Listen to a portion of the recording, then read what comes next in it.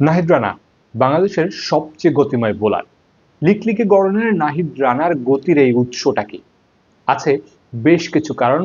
Biomechanics সাথে science সাথে নাহিদ রানার কিছু ট্রিক্স সবকিছু মিলেই গতিময় বোলার নাহিদ রানা। 145 থেকে 152 কিলোমিটার গতিতে বল করতে পারেন নাহিদ রানা, কিন্তু সেটা কিভাবে বিস্তারিত আলোচনা করব সেটাই। বেশ কয়েক ধরনের পেস বোলার হয়ে থাকেন। অনেকে পায়ের পেশির উপর জোর দিয়ে বল করেন, অনেকে কোমরের উপর জোর দিয়ে বল করেন, অনেকে আবার হাতের এই মাসেল ব্যবহার করে বোলিং করে থাকেন। নাহিদ রানার সেই মাসেল নেই, কিন্তু নাহিদ রানার দুটা টেকনিক আছে। তিনি পেছনের পায়ের উপরে জোর দেন এবং এই যে ডান হাতে বল করেন, সেই ডান হাতের যে আর্ম সার্কেলটাতে গতির ব্যবহারটা করেন। এই দুই জায়গায় ভর দিয়ে তিনি গতির সঞ্চারটা করার চেষ্টা করেন। এবং তার বোলিং এর আরেকটা বৈশিষ্ট্য আছে, সেটা হচ্ছে রান আপটা তার খুব গতিময় রান আপ থাকে, এবং তিনি যখন আম্পায়ারকে অতিক্রম করে বল করার আগে যে জাম্পটা দেন সেটা খুবই শর্ট জাম্প। শর্ট জাম্প বলতে বোঝাচ্ছি খুব বেশি উচ্চতায় ওঠেন না, পাকে যতটুকু মাটির কাছাকাছি রাখা যায় সেটা তিনি বজায় রেখে অনেকটা জোফরা আর্চারের বোলিং এর কথা বলতে পারেন। ছবিতে সেটা বোঝানোর একটু দেখানোর চেষ্টা করছি। জোফরা আর্চার যেরকম বল করেন, পাকে বেশি উপরে ওঠেন না বা মাটি থেকে বেশি লাফিয়ে ওঠেন না, জিনিসটাকে কাজ করেন তার পেছনের পায়ে ভর দিয়ে আর্ম রোলিং এর মাধ্যমে তিনি কিন্তু গতির সঞ্চারটা করেন। এবং তার বোলিং কিন্তু একদম স্ট্রেট আসে না, একটু নিজেকে বাঁকা করে তিনি কিন্তু বলটা ছোড়ার চেষ্টা করেন। এই জায়গাতেও তিনি গতির সঞ্চারটা করেন, এবং এখানে কিন্তু কিছু বায়োমেকানিক্স এর খেল আছে, সেই খেলটাও ছবিতে বোঝানোর চেষ্টা করছি।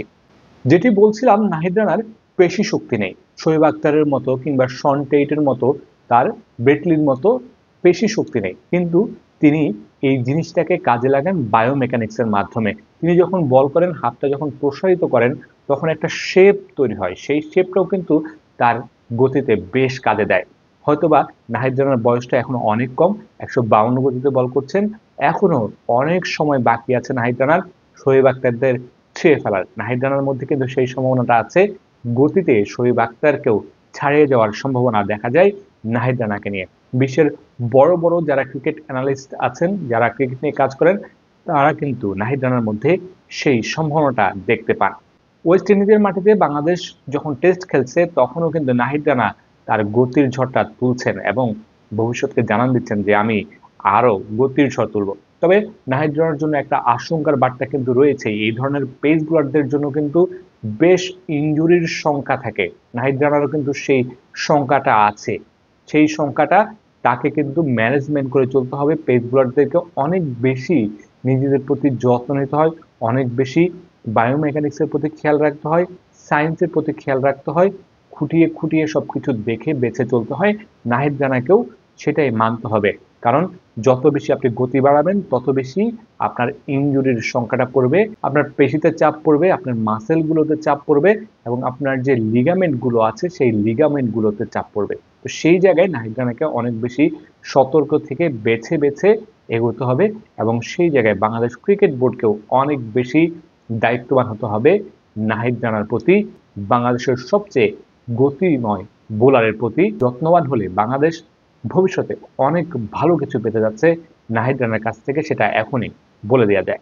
নাহিদ রানার বোলিং আপনাদের কেমন লাগে? নাহিদ রানার গতি কেমন লাগে? নাহিদ রানাকে আপনাদের কেমন লাগে? নিশ্চয়ই সেটা জানাবেন। আর ভালো থাকবেন, সুস্থ থাকবেন। আপনাদের আশপাশে যারা আছে তাদেরকে ভালো রাখার চেষ্টা করবেন, নিশ্চয়ই কারো ক্ষতির কারণ হয়ে দাঁড়াবেন না।